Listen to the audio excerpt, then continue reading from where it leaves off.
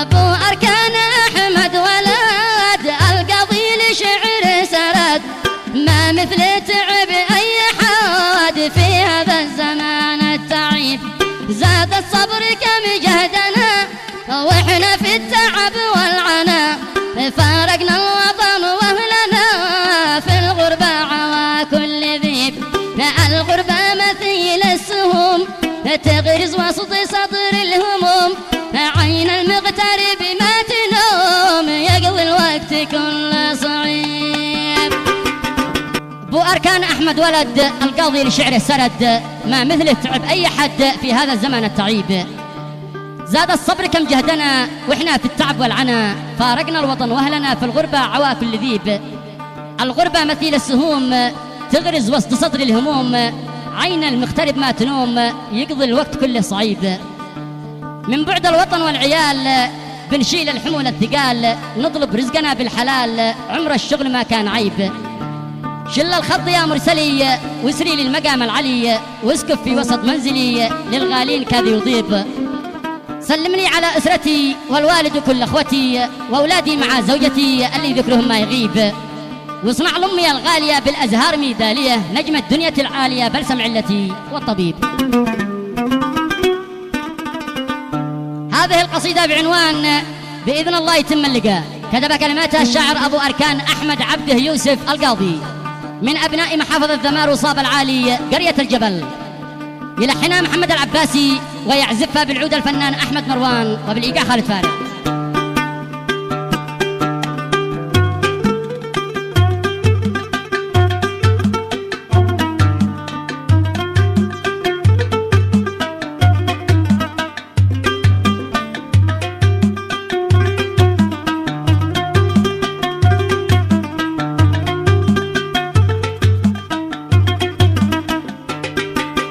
باسمك يا إلهي ابتدي أبياتي وأرفع يدي، وأنت يا نجوم الشدي إن من دعا يستجيب. يلا يا عظيم الرجاء أبو أركان فيك احتجى، من يمسك بحبلك نجا من ضيق الفضاء الرحيب. اغفر ذنبي اللي مضى يا رب القدر والقضاء، من سوى لنفسه حظا يحيى طول عمره غريب.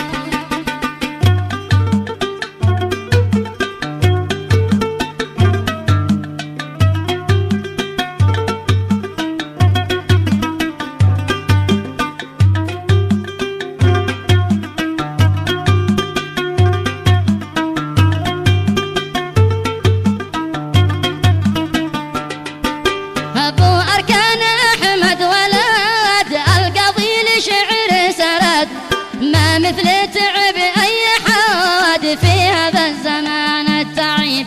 زاد الصبر كم جهدنا وإحنا في التعب والعناء، فارقنا الوطن وأهلنا في الغربة عوى كل ذيب.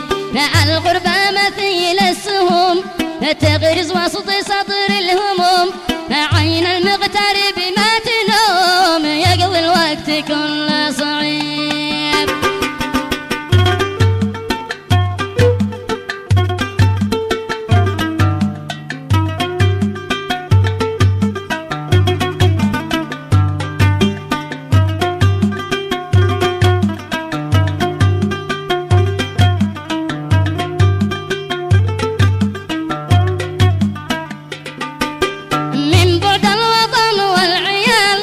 بنشيل الحمول الثقال، نطلب رزقنا بالحلال عمر الشغل ما كان عيب.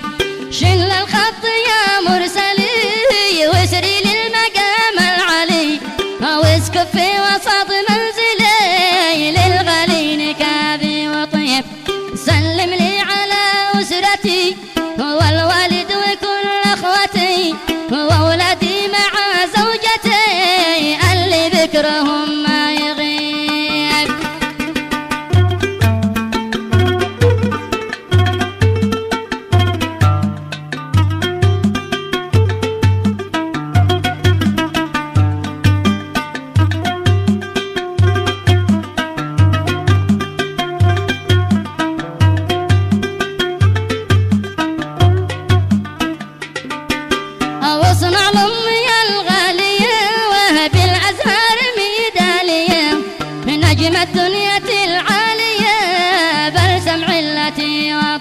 الحبيب أهدهم سلامي الكثير واخبرهم بماذا يصير عقلي دونهم بايطير من كثر البكاء والنحيب حن القلب مثل الرعود والدنيا رهقتني صعود دمعي قد جرح للخدود بس هذا القدر والنصيب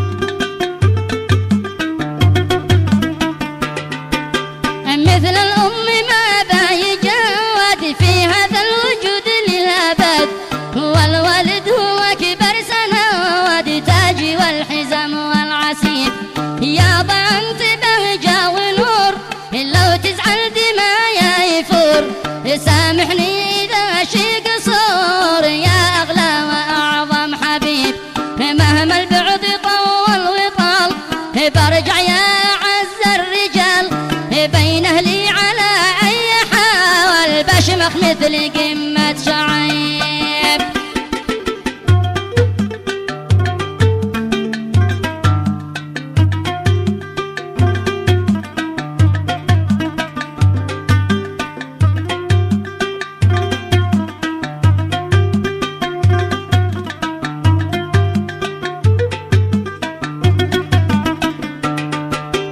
قلبي في وله اشتياق يا أهلي والإحساس ضاق بين أحلم بوقت العناق اللي بايطفي اللهيب بإذن الله يتم اللقاء وارتاح بعد هذا الشقاء وأقول ربنا لا سقاوى أيام الزمان العجيب واختمها بذكر النبي طه المصطفى اليعربي يجمعني بأمي وبي وجميع أسرتي